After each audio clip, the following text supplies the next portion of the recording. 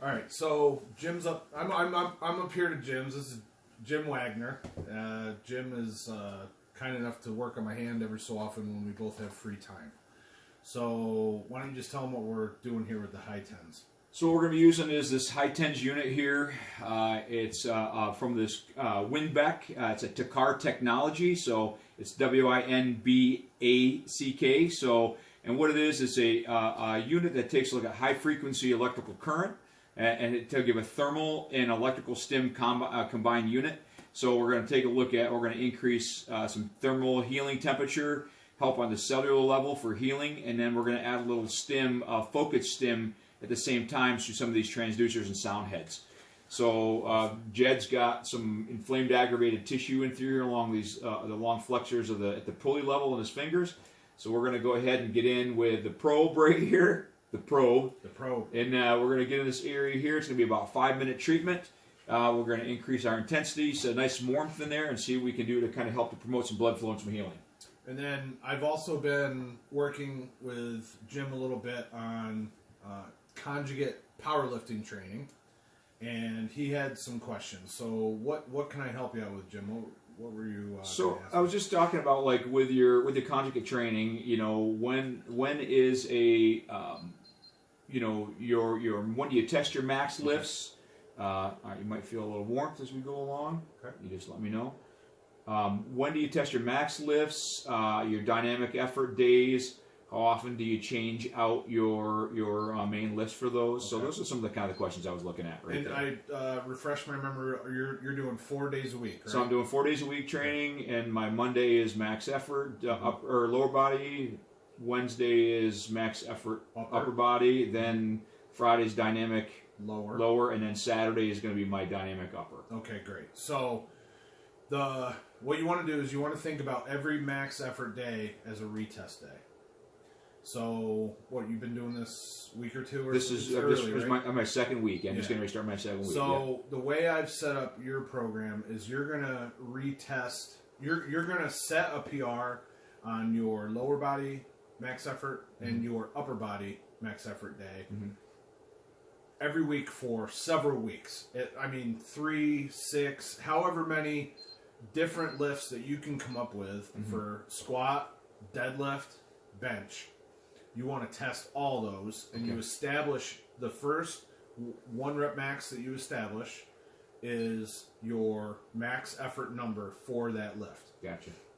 So if it's for your max effort lower, it could be squat with chains, squat on box squat, free squat, front squat. Oh, it could be a free squat too. Safety bar squat. Gotcha.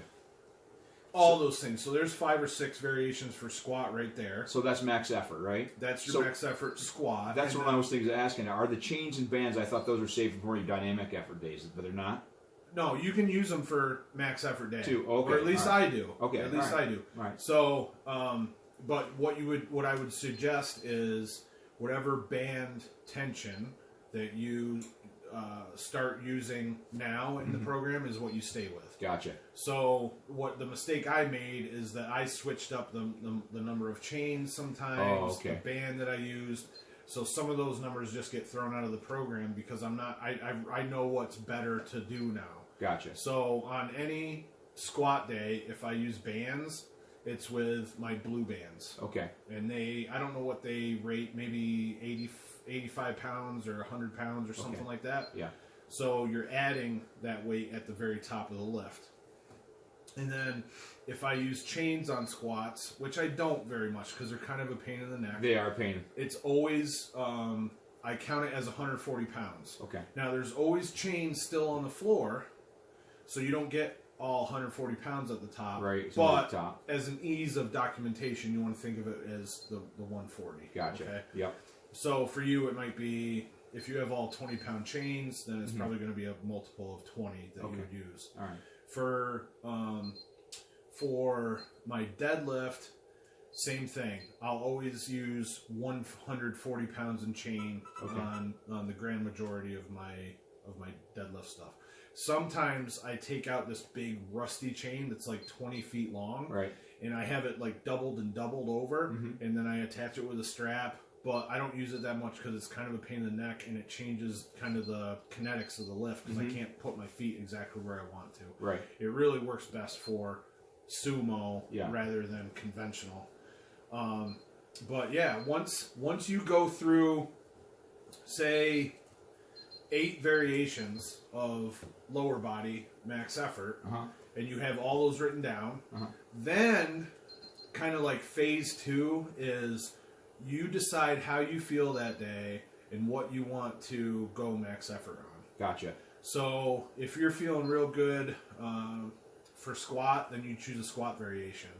If you think your lower back's feeling really good, maybe your mobility has been really good and it's feeling strong, then maybe it's best to test deadlift that day. Gotcha. And all you're trying to do, all you're going to do is look back at that particular variation that you're going to do. Maybe you're going off, the weights are on boxes, you're standing on the floor. Maybe you're standing on the box and the weights are on the floor for a deficit. Right. You just look back at what you did the last time and you try to break it by 5 pounds. Gotcha.